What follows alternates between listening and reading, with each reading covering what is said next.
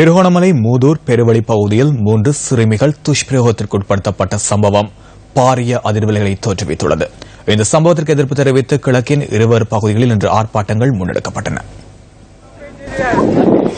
3 சிறுமிகள் துஷ்பிரயோகத்திற்கு உட்படுத்தப்பட்டமைக்கு நீதி கோரி மூதூர் மல்லிகைத்தீவு சந்தையில் இன்று முற்பகல் கவன ஈர்ப்பு போராட்டம் முன்னெடுக்கப்பட்டது.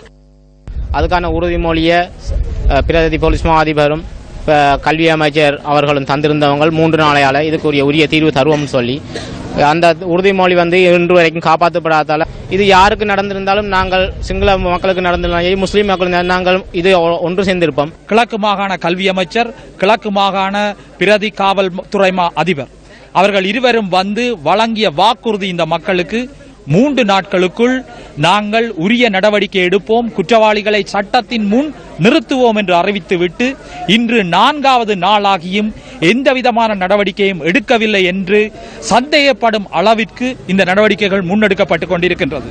வழங்கிய உறுதிமொழிகளை காப்பாற்ற முடியாதவர்களாக கல்வி அமைச்சரும் பிரதி காவல் அதிபரும் இருக்கின்ற நிலையில் இந்த மக்கள் தெருவில் இறங்கி போராடுவதை விட வேறு என்ன வழி இருக்கின்றது? அவர்கள் சம்பவத்துடன் தொடர்புடைய குற்றவாளிகள் தண்டிக்கப்பட வேண்டும் என இதன்போது வலியுறுத்தப்பட்டுள்ளது.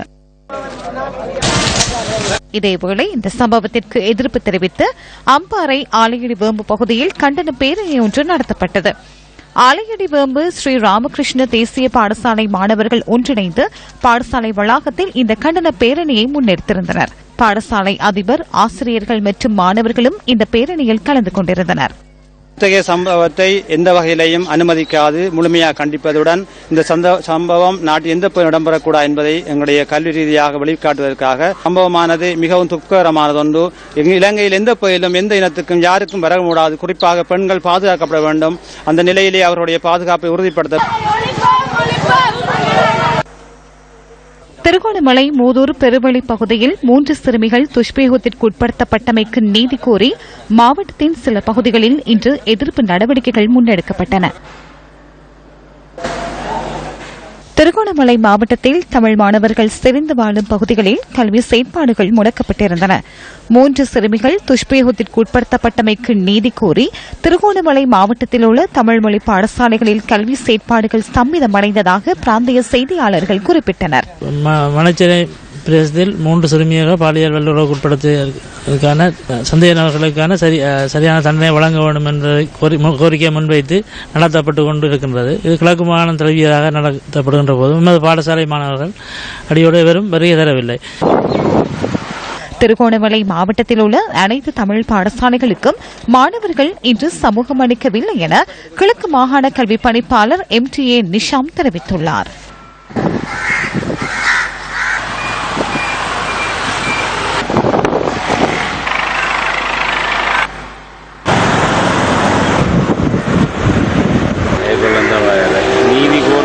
இன்று ஆசிரியர்களும் மாணவர்களும் பாடசாலைக்கு சமூகம் தரவில்லை.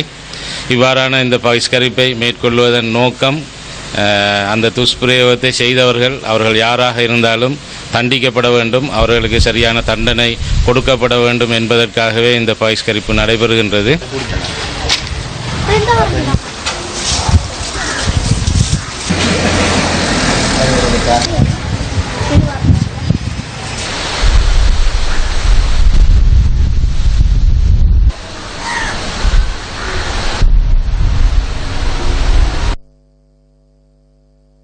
மூதூர் மல்லிகைத்தீவு பகுதியில் பாடசாலையில் இடம்பெறும் மேலதிக நேர வகுப்பிற்காக சென்றிருந்த 3 மாணவிகளை அங்கு கட்டட நிர்மாண பணிகளில் ஈடுபட்டிருந்த சிலர் துஷ்பிரயோகத்திற்கு உட்படுத்த முற்பட்டுள்ளனர். இதன்போது மாணவிகளின் அலறலை கேட்டு பிரதேச மக்கள் அங்கு விரைந்தபோது சந்தேக நபர்கள் 2 தப்பி சென்றுள்ளதுடன் நிர்மாண பணிகளில் ஈடுபட்டிருந்த 2 பிரதேச மக்கள் பிடித்து மரத்தில் கட்டி வைத்துள்ளதாக எமது செய்தியாளர் குறிப்பிட்டுள்ளார். மல்லிகைத்தீவு பெருவழி பகுதியில் 3 சிறுமிகளை துஷ்பிரயோகத்திற்கு உட்படுத்திய சந்தேக நபர்களை கைது செய்து தண்டனை வழங்குமாறு வலியுறுத்தி கிளிவெட்டி மற்றும் மல்லிகைத்தீவு பகுதிகளில் ஆர்ப்பாட்டங்கள் நடத்தப்பட்டன. சம்பவம் இடம்பெற்றதாக கூறப்படும் இடத்தில் இருந்து விந்தணு மாதிரிகள் கண்டுபிடிக்கப்பட்டதாக போலீசார் நீதிமன்றத்தில் அறிவித்தனர். அவற்றை மரபணு பரிசோதனைக்கு அனுப்பி வைக்குமாறு மூதூர் பிரதம நீதவான் இதன்போது உத்தரவு பிறப்பித்துள்ளார். திருகோணமலை மல்லிகைத்தீவு பெருவழி பகுதியில் 3 சிறுமிகள் துஷ்பிரயோகத்திற்கு உட்படுத்தப்பட்ட சம்பவம் தொடர்பில் கைது செய்யப்பட்ட 4 சந்தேக நபர்களுக்கு விளக்கமறியல்.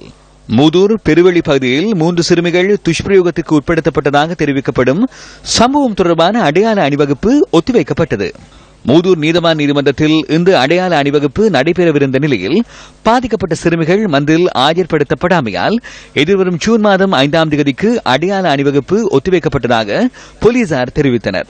மூதூர் நீதவான் ஐயன் ரிஸ்வான் முன்னிலையில் ஏற்கனவே விளக்கமறியலில் வைக்கப்பட்டிருந்த 4 சந்தேக நபர்களுடன் மற்றொரு சந்தேக நபர் அடங்கலாக 5 பேர் ஆஜர்படுத்தப்பட்டிருந்தமை குறிப்பிடத்தக்கது. மூதூர் மாணவிகள் துஷ்பிரயோகத்துக்கு உட்படுத்தப்பட்டமையை கண்டித்து மட்டக்களப்பு மற்றும் வாழைச்சேனையில் நேற்று கண்டன பேரணிகள் முன்னெடுக்கப்பட்டன. மாணவிகள் மீதான துஷ்பிரயோகத்திற்கு பல்வேறு அமைப்புகளும் தங்களின் எதிர்ப்புகளை வெளியிட்டிருந்தன. கொட்டதினியாவ சிறுமி சேயா சதோமி 2015ஆம் ஆண்டு செப்டம்பர் 12ஆம் தேதி காணாமல் போயிருந்த நிலையில் மறுநாள் சடலமாக மீட்கப்பட்டார்.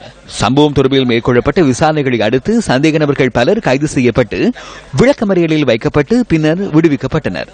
இறுதியில் கொலை குற்றத்தை ஒப்புக்கொண்ட குற்றவாளி ஒருவருக்கு கடந்த வருடம் மார்ச் 15ஆம் தேதி நீர்கொழும்பு மேல் நீதிமன்றம் மரண தண்டனை விதித்து தீர்ப்பளித்தது. புங்குடுதீவில் இடம்பெற்ற 3வது பாலியல் வன்புணர்வு படுகொலை. 17 வயதான வித்யா 9 பேர் கொண்ட குழுவினரால் கொடூரமான முறையில் பாலியல் வன்புணர்வுக்குட்படுத்தப்பட்டு படுகொலை செய்யப்பட்டார். சம்பவம் தொடர்பில் முன்னெடுக்கப்பட்ட விசாரணைகளை அடுத்து ஊர்காவல்துறை நீதவான் நீதிமன்றம் மற்றும் யாழ் மேல் நீதிமன்றம் ஆகியவற்றில் வழக்கு தாக்கல் செய்யப்பட்டன. சம்பவம் தொடர்பில் 12 சந்தேக நபர்களும் கைது செய்யப்பட்டு பின்னர் அண்மையில் 2 பேர் விடுதலை செய்யப்பட்டனர். ஏனைய 10 சந்தேக நபர்களில் 9 பேருக்கு எதிராக சட்டமா அதிபரால் குற்றப்பத்திரம் தாக்கல் செய்யப்பட்டது. இதனைத் தொடர்ந்து தமிழ் பேசும் மேல் நீதிமன்ற நீதிபதிகள் 3 அடங்கிய குழு நியமிக்கப்பட்டது. வவுனியா மேல் நீதிமன்ற நீதிபதி பாலேந்திரன் சசிமகேந்திரன் தலைமை தாங்கும் இந்த குழாத்தில் யாழ் மேல் நீதிமன்ற நீதிபதி மாணிக்க வாசகர் இளஞ்செழியன் மற்றும் திருகோணமலை மேல் நீதிமன்ற நீதிபதி அன்னலிங்கம் பிரேம்சங்கர் ஆகியோர் நியமிக்கப்பட்டுள்ளனர். ட்ரையல் பார் முறையான விசாரணை எதிர்வரும் 12ஆம் தேதி யாழ் மேல் நீதிமன்றத்தில் ஆரம்பமாக உள்ளது. இதேவேளை திருகோணமலை தோப்பூரில் இடம்பெற்ற சிறுவர் துஷ்பிரயோகம் தொடர்பில் பாதுகா பகுதியில் இடம்பெற்ற நிகழ்வில் அமைச்சர் மனோ கணேசன் கருத்து தெரிவித்தார்.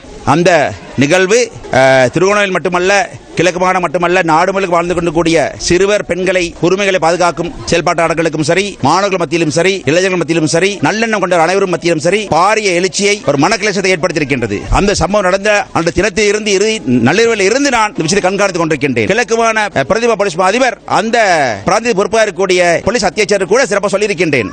ஏற்கனவே அடையாள அடிவப்பு நடந்துவிட்டதாகவும் அந்த சிறுமிகள் இவரையும் அடையாளம் காட்டவில்லை என்ற ஒரு செய்தி சில ஊடகங்கள் சொல்லப்பட்டிருக்கிறது. பொய்யான செய்தி, அப்படி அல்ல. 5ஆம் தேதி நடைபெற இருக்கின்றது. அது பிறகு அடுத்த நடவடிக்கைகளை சிறப்பாக செய்வோம். ஆகவே குற்றவாளி தண்டிக்கப்பட வேண்டும் என்று தெளிவாக இருக்கின்றேன். தங்கள் இனம், தங்கள் மதம், தங்கள் மொழியின் அடிப்படையிலே குற்றவாளியை காப்பாற்றுவதற்கு முயற்சி செய்யக்கூடாது, தெளிவாக சொல்லி வைக்கிறோம். அதே போல இந்த சந்தர்ப்பத்திலே எந்த அரசியல் அழுத்தங்களுக்கு இடம் கொடுக்காமல் முறையிலே இந்த குற்றவாளிகளை அடையாளம் காணப்பட்டு கண்டு தண்டனை வழங்க வேண்டும் என்று தெளிவாக இருக்கின்றேன், உறுதியாக இருக்கின்றேன்.